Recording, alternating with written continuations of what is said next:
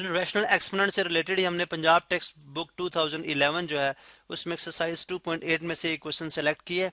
अब हम इसको सॉल्व करेंगे जो रैशनल एक्सपोनेंट्स को इस्तेमाल करते हैं। अब देखें 1/BC ये एक फ्रैक्शन फॉर्म में है, इसलिए हम इसको रैशनल एक्सपोनेंट बोल रहे हैं। 1/AC फ्रैक्शन फॉर्म में, रैशनल एक्सपोनेंट की फॉर्म में है। तो ऐसे जब रैशनल एक्सपोनेंट की फॉर्म में हमारे पास होंगे नंबर्स, तो किस तरह से सॉल्व करेंगे हम देखते हैं जी कि सबसे पहला स्टेप इस केस में क्या हो सकता है। एक्स की पावर बी और एक्स की पावर ए, एक्स की पावर बी और एक्स की पावर सी की होल पावर 1/BC है। अब अगर आप देखें तो हम ये जानते हैं कि हमें अगर जब फ्रैक्शन में पावर होती है, यानी फ्रैक्शन में हमने ये रूल स्टडी किया था कि अगर एक्स की पावर m/n हो, ठीक है, और y की पावर भी m/n हो, ठीक है, तो हम इसको होल x और y की पावर m/n में लिख सकते हैं। या इसका रिवर्स भी पॉसिबल है, यानी आप रिवर्स डायरेक्शन में भी आ सकते हैं, फॉरवर्ड में भी जा सकते हैं। अब इसका मतलब ये हुआ कि हमारे पास जो है वो एक्स की पावर बी की पावर 1/BC आ जाएगी इस रूल के तहत, और इसी तरह से हमारे पास एक्स की पावर जो सी है इसकी पावर 1/BC आ जाएगी, ठीक है, और मल्टीप्लाई बाय एक्स की पावर सी की पावर 1/AC आ जाएगी। इसी तरह से एक्स की पावर ए की पावर 1/AC आ जाएगी। इसी तरह से नेक्स्ट स्टेप में एक्स की पावर ए की पावर 1/AB आ जाएगी, और इसी तरह से हमारे पास एक्स की पावर बी की पावर 1/AB आ जाएगी, ठीक है।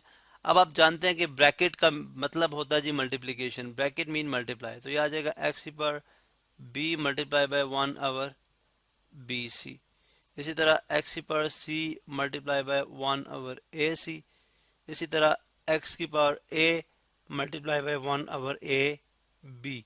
इसी तरह आप डिनोमिनेटर में आ जाएंगे, ठीक है, एक्स की power C multiply by 1/BC। इस तरह एक्स की power A multiply by 1/AC। इसी तरह एक्स की पावर बी और ये मल्टीप्लाई आ गया 1/AB। कैंसलेशन हो जाएगी, यहाँ पे बी से कैंसिल, ठीक है। इसी तरह सी से कैंसिल, ए से कैंसिल आउट हो गया, सी यहाँ पे सी से कैंसिल, ए से अगेन कैंसिल, और बी से कैंसिल आउट। अब हम देखते हैं हमारा नेक्स्ट स्टेप क्या हो सकता है। यहाँ से आप देखें तो अब जब जो हमारे पास रिमेनिंग टर्म्स रहेंगी वो हम लिख देंगे एक्स की पावर 1/C। यहाँ पे अगर आप देखें इस तरह एक्स की पावर जो है यहाँ पे 1/A। इसी तरह एक्स की पावर जो है वो 1/B डिवाइडेड बाय हमारे पास यहाँ पे एक्स की पावर 1/B है, यहाँ पे एक्स की पावर 1/C है, और यहाँ पे एक्स की पावर एक्स की पावर है, यहाँ पे एक्स की पावर आ जाएगी 1/A। अब यहाँ पे नेक्स्ट स्टेप फिर देख लेते हैं।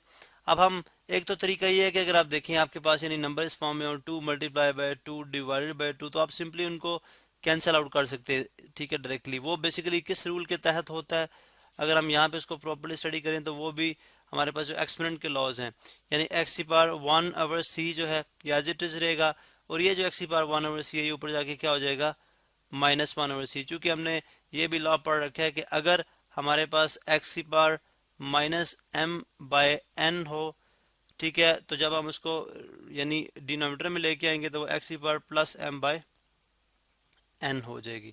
अब इसी तरह अगर वो डिनोमिनेटर में पॉजिटिव में है तो न्यूमरेटर में जाके नेगेटिव में हो जाएगी, तो हमने नेगेटिव में कर ली, चूंकि बेसिस सेम थी, 1/C कैंसिल आउट हो जाएगा। इसी तरह से एक्स की power 1/A as it is, और ये एक्स की पावर जो 1/A है ये ऊपर जाके -1/A हो जाएगी। इसी तरह एक्स की power 1/B as it is, और ये एक्स की पावर -1/B हो जाएगा यहाँ ये वाली, ठीक है। अब अगर आप देखें तो ये हमारा सारा रफ वर्क है, इसको मैंने बॉक्स में बंद कर दिया। यहाँ पे हम जो है नेक्स्ट स्टेप करेंगे जो कि है हमारे पास जी बेसिस सेम हो तो पावर जेड। आप जानते हैं कि एक्स की पावर m/n हो, ठीक है, और एक्स की पावर p/q हो, तो पावर्स आपस में क्या हो जाती हैं, ऐड हो जाती हैं, यानी m/n हो जाएगा और प्लस p/q हो जाएगा इस तरह से। अब ये बन जाएगा हमारे पास एक्स की power 1/C -1/C plus 1/A -1/A और प्लस 1/B -1/B। 1/C से कैंसिल, 1/A -1/A से कैंसिल, 1 प्लस बी -1/B से cancel, x raise to power zero which is equal to one. आप जानते हैं किसी नंबर की power, any number raise to power zero किसके इक्वल होता है, वन के इक्वल होता है। तो हमारे पास इस पूरे जो हमने जो सॉल्व की है जो है हमारे पास रैशनल फ्रैक्शन से रिलेटेड जो क्वेश्चन था, के आंसर हमारे पास क्या आ गया, वन आ गया।